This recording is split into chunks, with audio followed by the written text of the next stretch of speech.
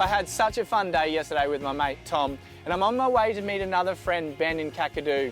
But before I get there, I wanted to bring you to my favourite swimming destination in the top end, Edith Falls. Now it's a short half-hour drive north of Katherine, or a good day trip south of Darwin. Now it has something for everyone. Obviously swimming. Look at that view behind me. But you can also go hiking up into the Nipmaluk National Park. Plus, it's got great grass areas to enjoy time with friends and family.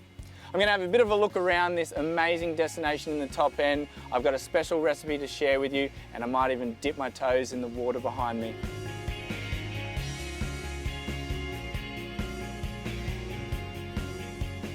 Being next to such an iconic destination in the top end, it's made me think of another iconic item of the top end, the Barramundi. It's spiced with a little bit of turmeric, and it's got some lime juice to cut through the richness of the coconut milk. And I've also got a little twist on everyone's favourite noodles. To start this recipe, I really build up this curry with some nice aromats. Here I've got a shallot, peel it, finely slice it, a few cloves of garlic, just to add that extra bit of richness to this dish. Some chilli, some cooked, so it goes in at the start, and some raw. Just a little pop of colour at the end, just for some garnish. Now lemongrass adds that lovely citrus note to this dish. Lastly, I just have a good knob of ginger, just some nice slices of it, and that's gonna add that zesty flavour which ginger is famous for. Now into my wok, some extra virgin olive oil. You could use peanut oil, but I'm travelling, I'm on the road, and one bottle is versatile, it's useful, and you can do all types of cooking with it. So all my aromats in, I'm just gonna sweat them off briefly until the shallots become translucent and tender. Then I'm gonna add some turmeric and some other bits and pieces and start building up this delicious barramundi curry.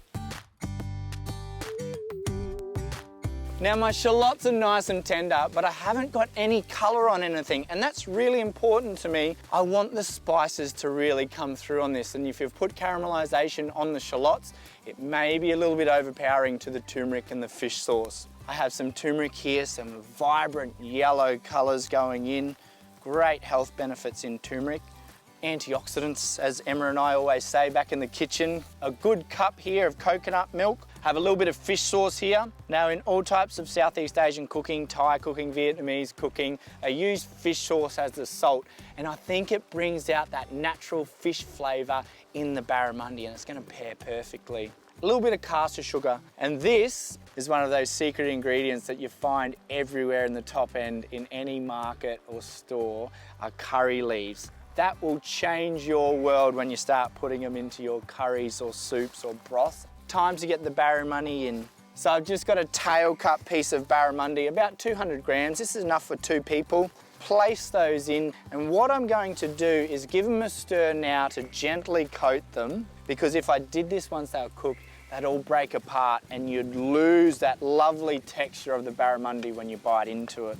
I'm gonna do a version of vegetable noodles or ribbons. I think it's really accessible, a cheap way to do, plus it's a good way to reach your 2 and 5 every day.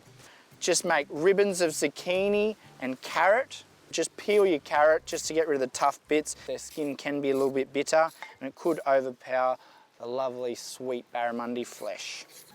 So just a few ribbons of carrots now, and these colours, you can see them all coming together. I've got the orange, the green, the white, the yellow of the curry.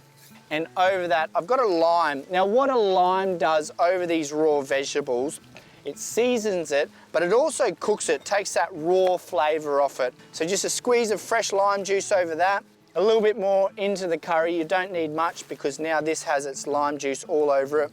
Just give it a little toss, and I'm gonna take a look around this wonderful top end location while I wait for this barramundi to cook.